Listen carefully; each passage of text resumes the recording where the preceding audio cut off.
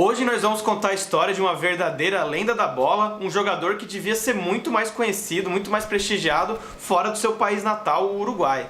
Estamos falando de Héctor Castro, atacante que fez o primeiro e último gol da Copa do Mundo de 1930, da campanha do título do Uruguai. Além disso, ele também é um dos únicos 12 jogadores de toda a história que conquistou Copa do Mundo e os Jogos Olímpicos, mas não é só por isso que ele é uma lenda. Ele conseguiu tudo isso, teve essa carreira fantástica, sem ter a mão direita, e por isso foi conhecido como El Divino Manco. Vamos contar a história dele depois da vinheta.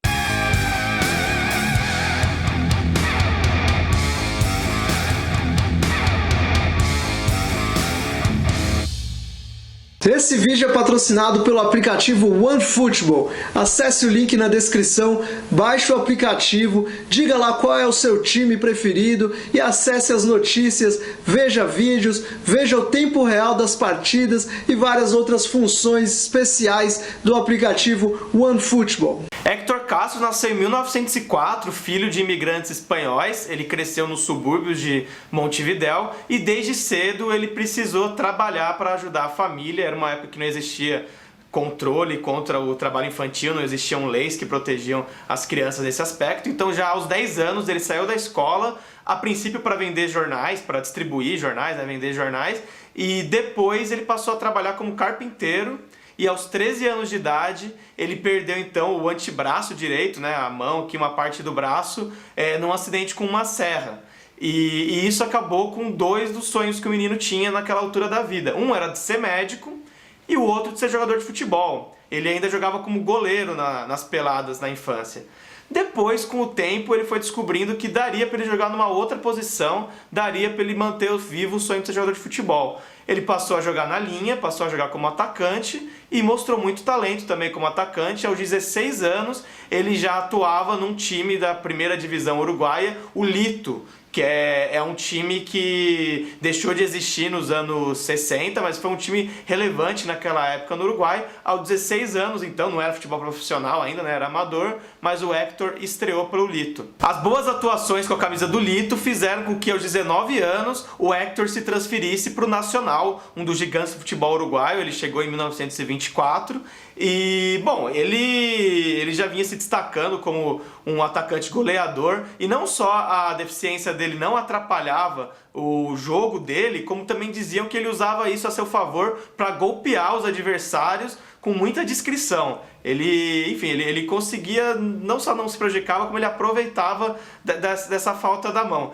Em 1924 ele estava em tão boa fase que ele chegou a ser convocado para a seleção uruguaia já aos 19 anos. Ele fez parte dos elencos do Uruguai que foram campeões do Campeonato Sul-Americano, que hoje é a Copa América, equivalente à Copa América, de 1924, jogado em casa. O Uruguai foi campeão, e dos Jogos Olímpicos de 24 também o Héctor estava no elenco da seleção uruguaia, foi convocado para esses dois campeonatos, mas ele não chegou a atuar.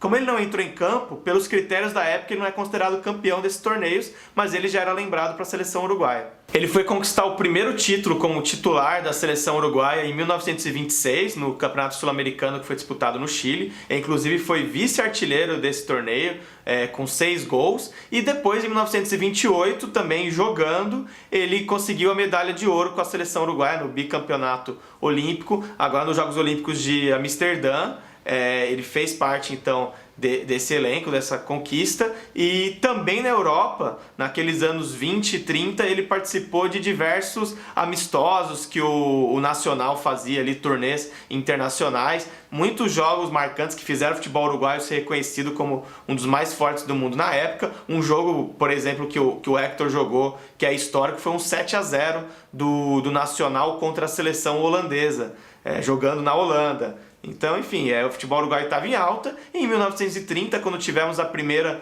Copa do Mundo oficial ali, chancelada pela FIFA, que até então os torneios olímpicos que tinham status de mundial, é bom explicar isso, mas a primeira Copa do Mundo não à toa foi realizada no Uruguai. O Uruguai era uma potência futebolística da época, então tinha essa grande expectativa, a seleção uruguaia era a favorita, e o Héctor era uma das estrelas desse torneio, apesar de não ser um titular absoluto da seleção uruguaia. A essa altura, o apelido de El Manco, que ele tinha desde o começo da carreira, já tinha virado El Divino Manco, pelas grandes atuações, pelo faro de gol. e ele já fez um gol importante logo de cara na Copa do Mundo. Ele jogou a primeira partida da seleção uruguaia e fez o primeiro gol do Uruguai naquele torneio, na vitória por 1-0 contra o Peru no Estádio Centenário. Vale explicar que ele fez o primeiro gol da seleção uruguaia, não o primeiro gol da Copa do Mundo, e que seria o primeiro da história de todas as Copas, porque naquela época não tinha essa tradição do país sede abrir o torneio. O primeiro gol da história de todas as Copas, o primeiro gol da Copa de 30, foi de um jogador francês, o Lucien Laurent, na vitória da França por 4-1 contra o México.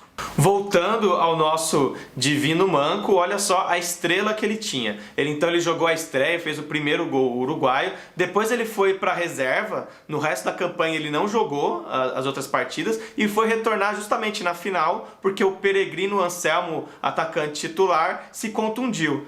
Ele foi então jogar a final e fez o último gol, o gol que pode falar que é do título, né? O Uruguai ganhou por 4-2 da Argentina na decisão, e o quarto gol foi do El Divino Manco, Héctor Castro, aos 44 minutos do segundo tempo. Com esse gol, com esse título, ele se tornou um dos 12 jogadores da história do futebol até hoje que conseguiram ganhar a Copa do Mundo e a medalha de ouro dos Jogos Olímpicos. Só a medalha de ouro, não estou falando de medalha de prata, a medalha de ouro dos Jogos Olímpicos. Que essa lista tem 8 jogadores uruguaios, entre jogadores que foram campeões dos Jogos Olímpicos de 24 e de 28 e da Copa do Mundo de 30, e 4 jogadores italianos, esses aí foram campeões da Copa do Mundo de 38 e dos Jogos Olímpicos de 36. Sobre essa lista dos jogadores campeões olímpicos e da Copa do Mundo, vale dizer que os jogadores da Hungria, da seleção da Hungria dos anos 50, da Suécia dos anos 50 e da Argentina agora, essa geração mais recente da Argentina, por muito pouco não entraram nessa lista. As 3 seleções foram campeões olímpicas e com a mesma geração foram, enfim, com jogadores, no caso da Argentina já era uma seleção juvenil na época da Olimpíada, né? Mas com jogadores que participaram das 2 campanhas, por muito pouco não ganharam a Copa. No caso, a Hungria foi vice-campeã da Copa do Mundo de 54, aquela geração tinha ganhado a Olimpíada. A Suécia foi vice-campeã em 58 para o Brasil, aquela geração tinha ganhado a Olimpíada, e a Argentina foi vice-campeã em 2014 e ganhou Olimpíadas nesses anos 2000. Jogadores como Puskás e o Messi não estão nessa lista que o Héctor Castro está, porque não ganharam a Copa do Mundo. Bom, depois de ganhar a Copa, né, o auge da carreira, o Héctor ainda brilharia mais. Em 32, ele se transferiu para o Estudiantes de La Plata da Argentina, por uma breve temporada no futebol argentino, mas que ele conseguiu marcar seu nome, porque ele fez gol numa goleada histórica do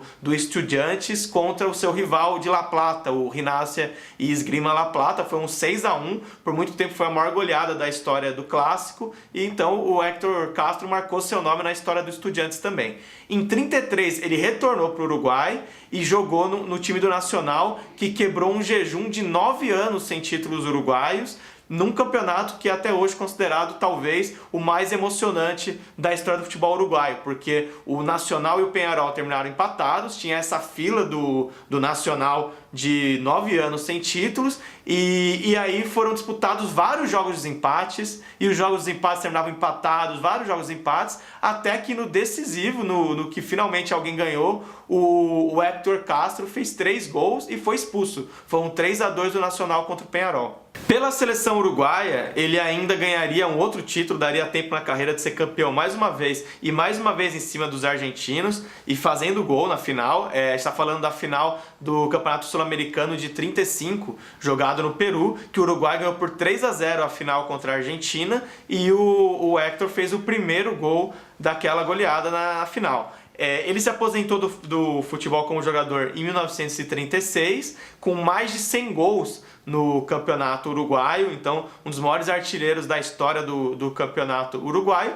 E depois disso ele se tornou treinador, e um treinador de sucesso, e justamente no Nacional, o time que ele tanto amou. Ele comandou o Nacional no melhor período, provavelmente, da história do time, né? Considerado um time inesquecível, que foi o do Quinquênio de Ouro, que o time que foi pentacampeão uruguaio de 1939 a 1943. O Héctor, no começo, era assistente técnico, e depois, nas últimas conquistas, ele já era o treinador campeão nesse período que teve alguns feitos marcantes, como uma goleada de 6-1 contra o Peñarol, 6-0, desculpa, 6-0 contra o Peñarol, e também o campeonato de 1941, que o time teve 100% de aproveitamento, jogou 20 jogos e ganhou todos. Depois dessa era vitoriosa no comando do Nacional, ele ainda teria oportunidade no fim da vida de treinar a seleção uruguaia.